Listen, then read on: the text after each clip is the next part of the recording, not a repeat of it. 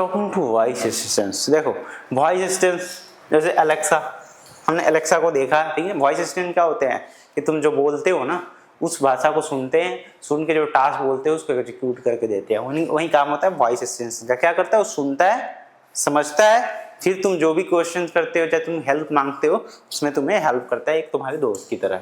जैसे तुमने बोला हे प्ले माई फेवरेट सॉन्ग, अब इसको अगर पता होगा तुम्हारा फेवरेट सॉन्ग क्या है तो सुना देगा, अगर नहीं पता होगा तो पूछेगा what is your favourite song, तो तुम बताओगे, जो भी बताओगे सॉन्ग वो क्या करेगा, तुम्हें सुना देगा और तुम खुश हो जाओगे, सो जाओगे, ठीक है। तो उसी तरह क्या है यहाँ पे, ये तुम्हें एक दोस्त की तरह तुम्हें क्या कर रहा है, हेल्प कर रहा है। यहाँ पे तुमने बोला कि मान लो है टेल मी अ जोक, तो क्या करेगा, वो जोक भी सुना देगा। चाहे तुमने पूछा कि tell me a joke too, मतलब मेरे दोस्त के लिए एक जोक सुनाओ, मेरे दोस्त पे एक जोक सुनाओ, तो पूछेगा तुम्हारे दोस्त का हैबिट क्या है, क्या क्या गलतियां करता है, उस गलतियों पे क्या करेगा, वो जोक बना देगा। जिस तरह हम खुद बनाते हैं, क्या करते हैं, सेम चीज भी ये वॉइस असिस्टेंट है। वॉइस असिस्टेंट क्या कर रहा है, वॉइस टू वॉइस कम्युनिकेट कर रहा है। तुम्हें वॉइस में तुम बोल रहे हो, उसको सोच रहा है, समझ रहा है और आंसर भी तुम्हें वॉइस में लाकर दे रहा है।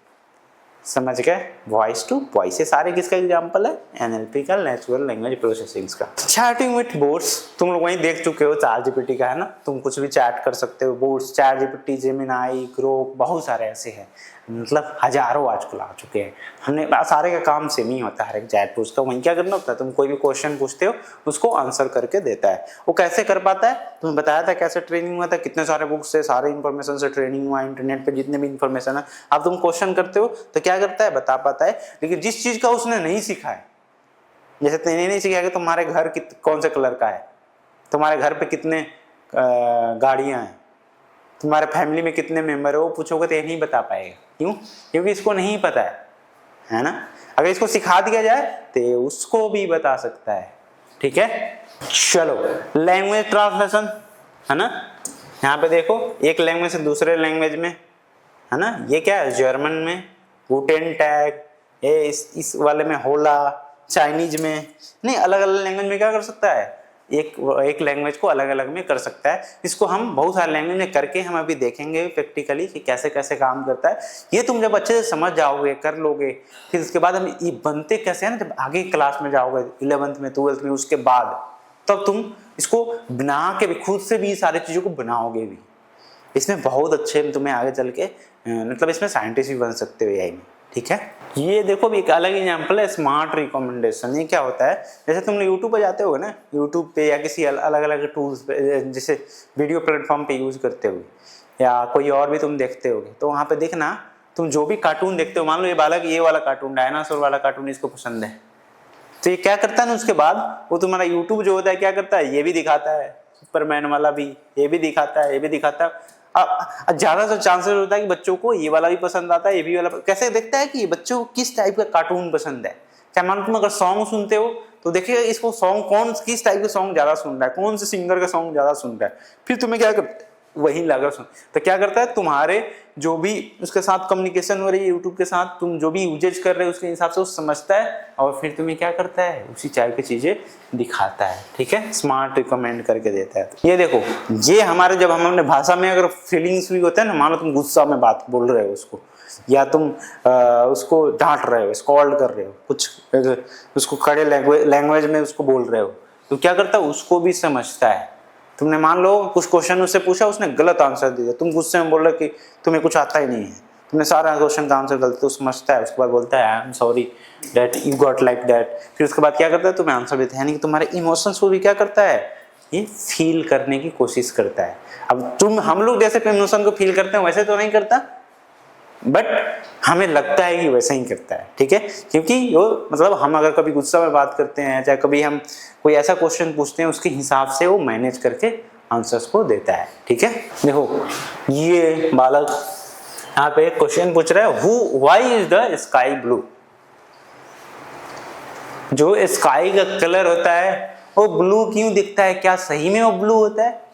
तो यह आंसर दिया, because sunlight scatters in the sky. तो सनलाइट होता है ना, जो स्काई में क्या होता है, स्कैटर हो जाता है, मतलब बिखर जाता है। बिखरने के कारण इसका ये कलर क्या दिखता है, ब्लू।